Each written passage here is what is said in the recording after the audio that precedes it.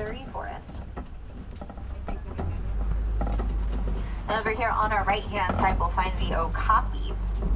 They're very shy and reclusive animals that do their best to make sure they're neither seen nor heard. They're fairly silent animals that communicate almost entirely in scent markings, and their stripes help them camouflage. The stripes do make them look a little like a zebra, but they're actually the only living relative of the giraffe. Camouflage does come in a lot of different forms and different colors and patterns, but white stripes specifically work by mimicking light filtering in through the trees. So it's a very popular form of camouflage here in the forest. Up on the hill here on our right are two saddle-billed storks and a nest that they've built in the bush. Saddle-billed storks can stand around 5 feet, have an average wingspan of 9 feet. Those nests can be 5 feet wide. Take a look to the left. Oh, he just walked back behind the rocks. Might have spotted a black rhinoceros back there.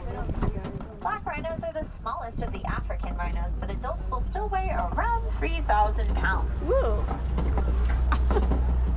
Now there's some bongos up here on our right-hand side. These are a kind of antelope. Hiding in the back is their favorite place to be. Their horns are angled back to keep them from getting tangled in all the thick brush that they hide in. Both males and females will have those horns. There's another kind of antelope over on the left up on top of the hill. Those are greater kudu. Only male greater kudu have horns that can get to be about 6 feet across, so we can tell for sure that these are females.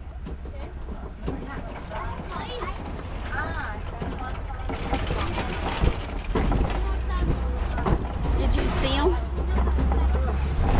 We'll start making our way out of the forest and into the Safi River, which is going to be home to animals who spend a lot of time in and around the water. So that's where we're going to be keeping an eye out around here. We're going to find a lot of birds out here in this river environment. The large grayish-white birds up on the islands are called pink-backed pelicans. They're actually one of the smallest of the pelicans, but their wingspan is still around 7 to 9 feet. They're very social birds. They're colony nesters that live in groups that number in the hundreds.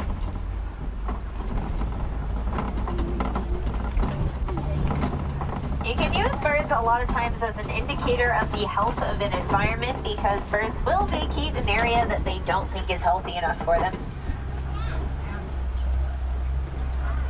A lot of birds, especially smaller ones, will have really good relationships with the larger animals out here in the river because they'll eat dry skin and insects off those animals' backs and get protection from predators in return. And something we call a symbiotic relationship, animals working together to help each other survive. Something they might need protection from are the Nile crocodiles over here on the left.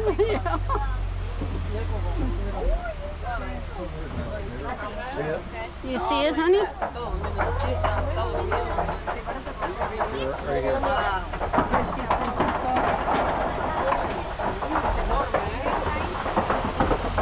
Just make sure we're all staying fully seated.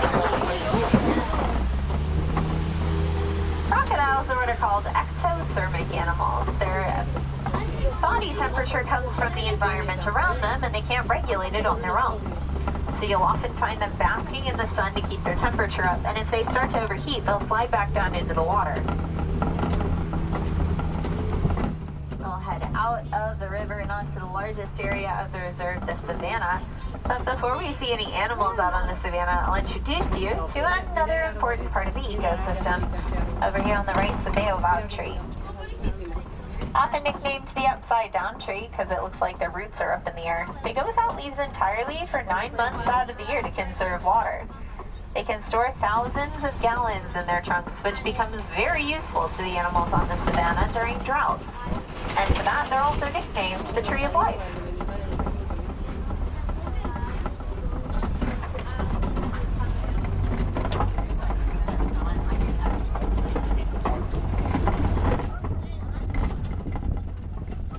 Welcome out onto the savanna. The animals that live out here are mainly going to be grazers. These are animals who get their food from the ground and the grasses. The animals we met in the forest were mainly browsers who eat from bushes and trees. Whether an animal is a browser or a grazer mostly depends depends on the more common source of food in their environment. But there are always exceptions to rules. We'll keep an eye out for any. These are Ankoli cattle out here in the middle. Ankoli cattle's horns may be 6 feet long from tip to tip, but they are hollow on the inside. There are blood vessels running through those horns and a honeycomb-like structure that helps them regulate their temperature.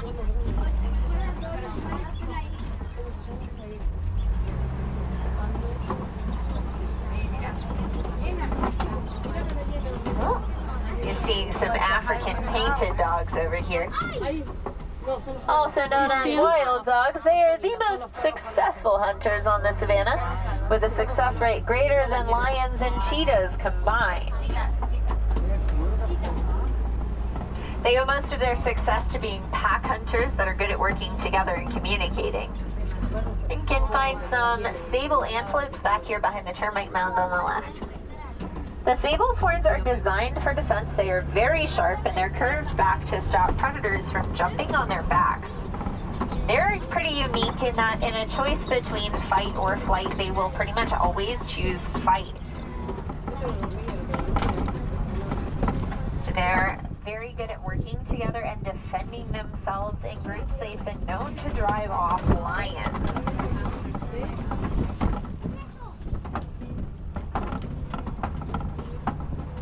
A lot of these animals do tend to stick together in groups.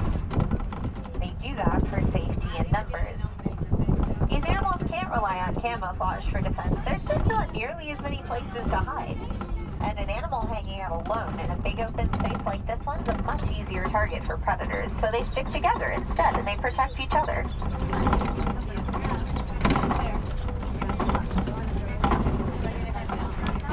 We are coming up on the only browser out on the savannah.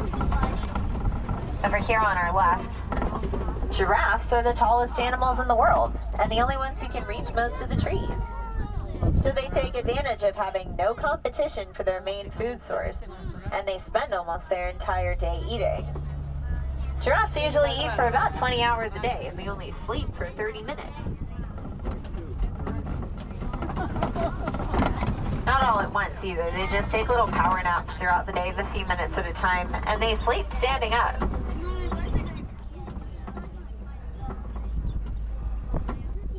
They do most things standing. Eating, sleeping, even giving birth. So the first thing that happens to a giraffe is a 6-foot drop to the ground. Their legs are a little too long for them to be able to stand up quickly, so they don't sit down unless they feel very safe and comfortable.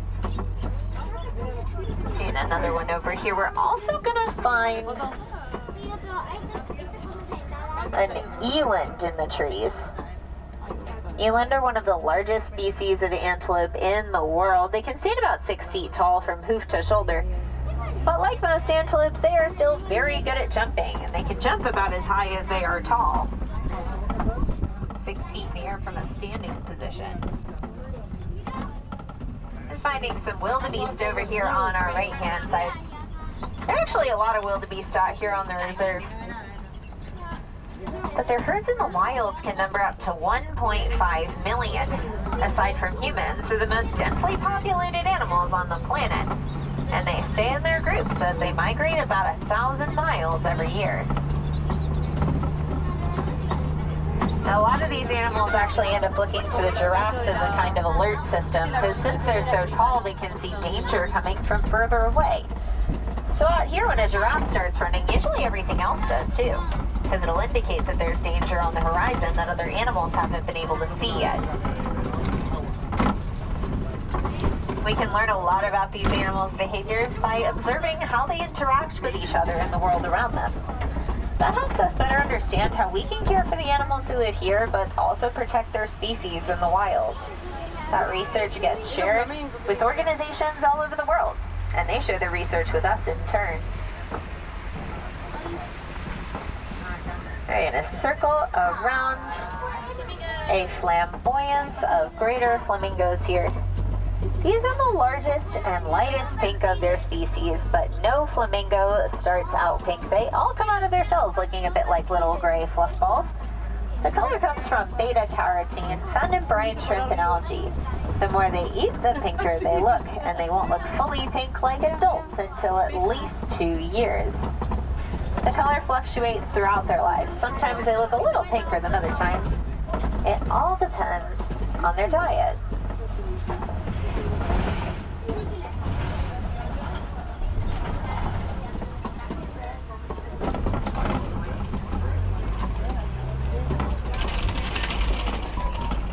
We're going to circle around a mud wallow here. And a lot of the animals out here on the savanna do have some pretty sensitive skin.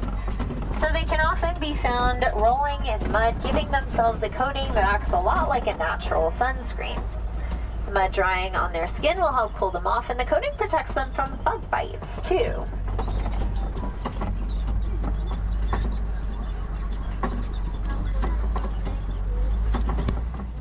Places throughout this area where animals have scraped excess mud off on the trees and rocks to get rid of any dry skin and insects.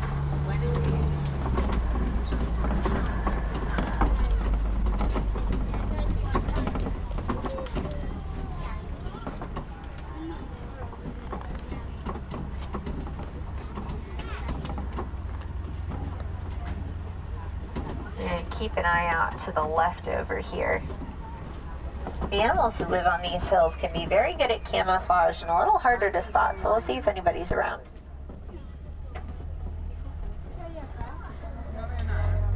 Oh, take a look over here. On this side, next side of the hill, there's a cheetah sitting down in the grass. Cheetahs are the fastest land animals in the entire world. They can get from 0 to 60 miles an hour in 3 seconds. Their speed plus their camouflage makes them perfect ambush predators. That's how they hunt. And unlike most cats who are nocturnal, cheetahs are diurnal, most active during the day. That's so no one bigger or stronger than them will be around or awake to steal their successful hunts.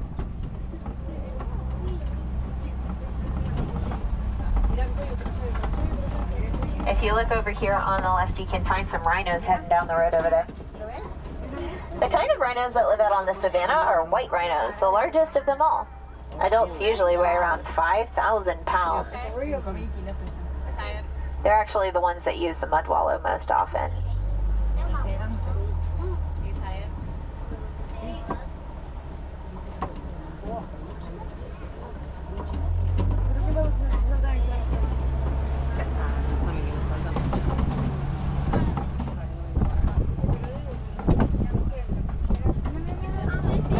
Circle around a rock formation here called a kopie. These are usually the tallest points on the savanna. So predators and prey use them as lookout spots for potential food and threats.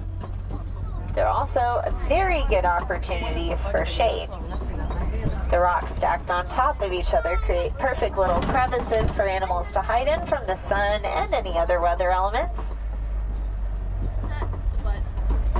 The rocks are going to be a much more consistent source of shade than any of the trees out here on the savanna. And that is likely where the animals who live up here on the rocks are hiding.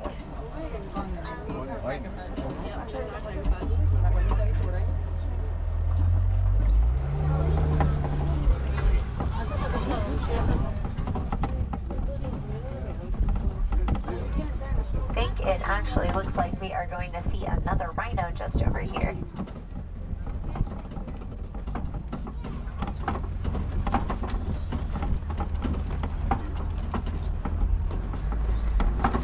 Oh, this rhino has definitely taken a dip in the mud wallow recently. There's also a water bug back there. The antelope with the white rings around their back ends helps them keep visuals on each other as they travel through thick brush. The white rhinos are identifiable not just by their size, but by the wide rectangular mouth shape that makes it easier for them to get as much grass in their mouth as possible at the same time.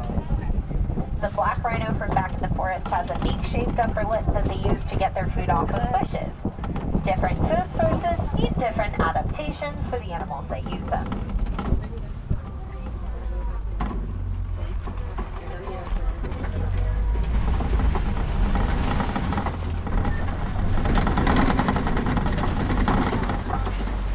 head down into the Magadi Glen here, which is home to the warden's post, but not home to the warden because the post got taken over by a band of Nigerian dwarf goats, who are simply the cutest little guys. You see But they're also very useful animals to have around on pastures. Goats have got amazing digestive systems and they'll eat pretty much anything. So they clear out the tougher vegetation that other cattle can't or won't eat. Kind of like a more sustainable but also durable version of lawnmowers. But as we exit the Magadi Glen, the safari is starting to come to an end. But we saw some pretty awesome stuff out there. And if you're wondering what you can do to help those amazing animals, the Disney Conservation Fund provides the funding to the research we do here on the reserve, as well as many projects and organizations worldwide. And here at Animal Kingdom, if you donated any register in the park, Disney matches that donation dollar for dollar. But conservation doesn't have to end here on the reserve or even on the African savanna. You can participate in conservation efforts at home by getting to know the animals you share your own corner of the world with. So see what you can do.